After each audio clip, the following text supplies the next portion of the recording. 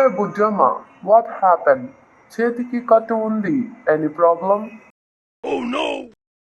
Homework రాసి రాసి చేయి వాచింది.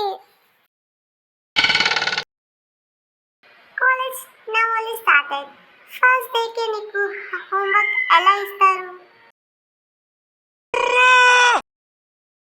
మా కాలేజ్ అయితే ఫస్ట్ డే మేము బాగా ఎంజాయ్ చేసాం. బట్ మీ కాలేజ్ అయితే సంథింగ్. భలే భలే, మాది కాలేజ్లో కూడా నాది బాగా ఎంజాయ్ చేసింది. పాపం నిధి కాలేజ్లో లేదు. కానీ మా కాలేజ్లో నన్ను బాగా ఏడిపించారు. అంతేకాదు నాకు చాలా చాలా పేపర్స్ పై రాయమని హోంవర్క్ ఇచ్చారు. ఇలా ఎందుకు ఇచ్చారో నాకు తెలియదు.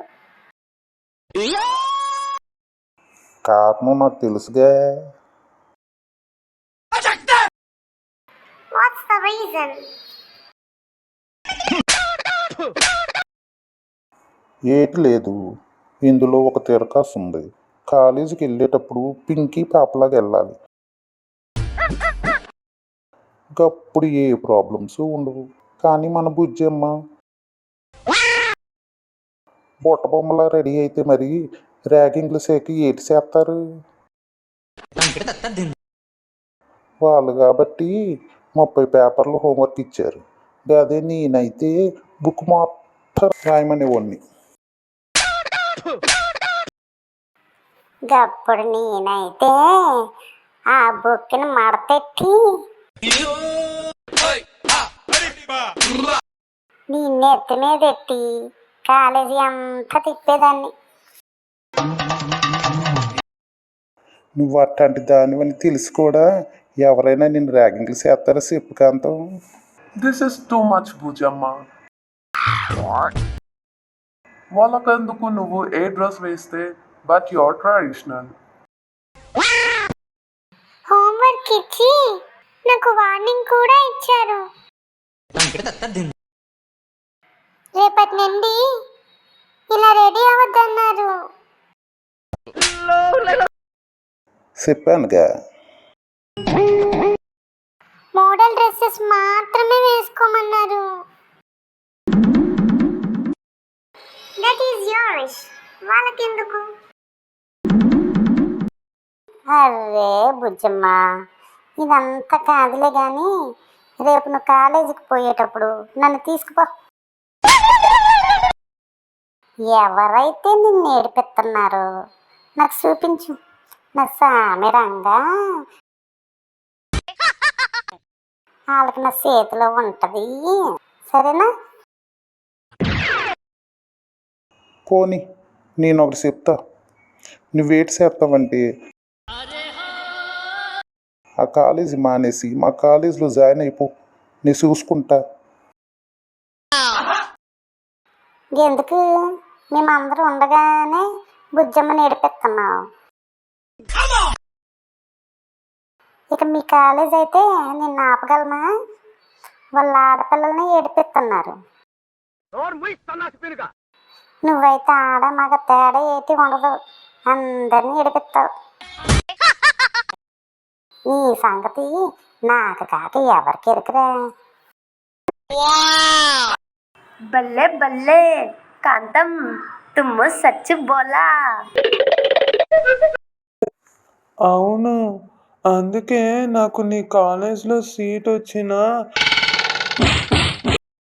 వేరే కాలేజ్లోనే ట్రై చేస్తున్నా. అరే పప్పు, నువ్వు జూనియర్వి. సైలెంట్గా లేకపోతే ఆకుకూర వేసి నిన్ను రోడ్లో మెదిపేస్తా. నన్ను వైలెంట్ అవ్వనివ్వక. రెక్కరమేనా? నీకన్నా నేను సూపర్ సీనియర్ వైలెంట్. నా కాడ నువ్వు సైలెంట్గా లేకపోతే నేను డిఫరెంట్గా ఫ్రై చేసేస్తా. కాంతం, నువ్వు కొంచెం శాంతం. భలే భలే కాంతం, మీది కాలేజీలో ఎలా ఉంటుంది? అరే గోలు, మా కాలేజ్ అయినా స్కూల్ అయినా లేక మా వీధైనా నేనే కింగ్ నేనే క్వీను. మనల్ని కదపనంతసేపు ఓకే, ఎవరైనా కదిపినారో వాళ్ళని కాజాకి కదేరా మడత కాజాకి. దానికి ఎన్ని మడతలు ఉంటాయో లెక్కట్టచ్చు. కానీ నేను ముఖంపై వేసే పంచికి ముఖమంతా పంచరే, లెక్కట్టి నీకు కూడా దొరకవు. గట్లా ఉంటుంది మనతో. కాంతం, నాకు నీ కాలేజ్లో సీట్ ఉందేమో కనుక్కో, నేను జాయిన్ అవుతా. నువ్వు ఉన్నావనే ధైర్యం నాకు ఉంటుంది. అమ్మ పప్పుగా ఇక్కడ కాలేజీలో కాంతం సపోర్ట్తో బతికేద్దాం అనుకుంటున్నావా? కానీ ఒక్క చోట దొరుకుతావురే. ఉదయం మిల్క్ బూత్కి వస్తావుగా, అప్పుడు ఎవరి సపోర్ట్ తీసుకుంటూ చూస్తా. గుడ్ మార్నింగ్ బాలలు, అందరూ వచ్చారుగా.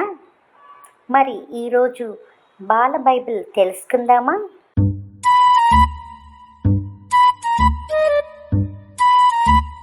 అట్లనే అక్క. బల్లే బల్లే బల్లే బల్లే. మొదటి దాని పేరు పీషోను. అది హవీల దేశమంతటి చుట్టూ పారుచున్నది. అక్కడ బంగారం ఉన్నది. ఆ దేశపు బంగారము శ్రేష్టమైనది. అక్కడ బోలాంను గోమేధికము దొరుకును. రెండవ నది పేరు గోహెన్. అది కూషు దేశమంతటి చుట్టూ పారుచున్నది. మూడవ నది పేరు హిదేకేలు. అది అక్షోరు తూర్పు వైపున పారుచున్నది. నాలుగవ నది యూఫ్రటీసు. మరియు దేవుడైన యెహోవా నరుని తీసుకొని ఏదైనా తోటను సేద్యపరచుటకు దాని కాచుటకు దానిలో ఉంచెను. మరియు దేవుడైన యెహోవా ఈ తోటలోనున్న ప్రతి వృక్ష ఫలములను నీవు నిరభ్యంతరముగా తినవచ్చును, అయితే మంచి చెడుల తెలివినిచ్చు వృక్ష ఫలములను తినకూడదు. నీవు వాటిని తిని దినమున నిశ్చయముగా చచ్చెదవని నరునికి ఆజ్ఞాపించెను. మరియు దేవుడైన యెహోవా నరుడు ఒంటరిగా నుండుట మంచిది కాదు, వానికి సాటి అయిన సహాయము వాని కొరకు చేయుదుననుకొనెను. దేవుడైన యెహోవా ప్రతి భూజంతువులను ప్రతి ఆకాశ పక్షులను నేల నుండి నిర్మించి ఆదాము వాటికి ఏ పేరు పెట్టునో చూచుటకు అతని యొద్దకు వాటిని రప్పించెను.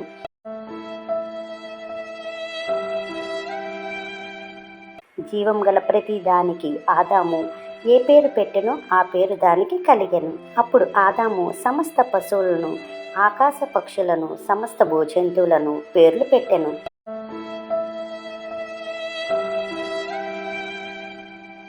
అయినను ఆదామునకు సాటి అయిన సహాయము అతనికి లేకపోయెను.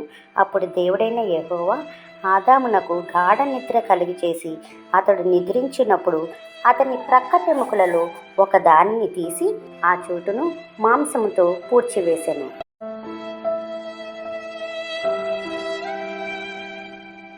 తరువాత దేవుడైన యెహోవా తాను ఆదాము నుండి తీసిన ప్రక్కటెముకలను స్త్రీనిగా నిర్మించి ఆమెను ఆదాము నొద్దకు తీసుకొని వచ్చెను. అప్పుడు ఆదాము ఇట్లనెను, నా ఎముకలలో ఒక ఎముక, నా మాంసంలో మాంసం, ఇది నరుని నుండి తీయబడిన గనుక వారి అవబడును.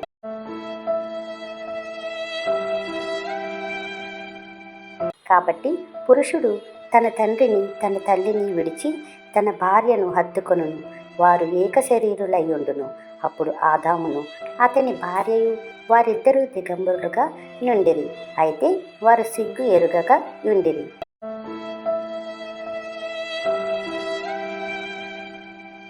విన్నారు కదా ఈరోజు బైబిల్లోని సువార్తను.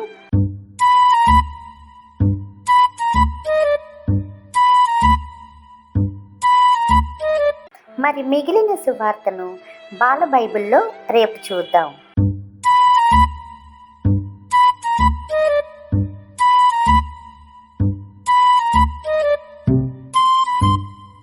అందరూ జాగ్రత్తగా ఇళ్ళకు వెళ్ళండి. బాయ్ పిల్లలు.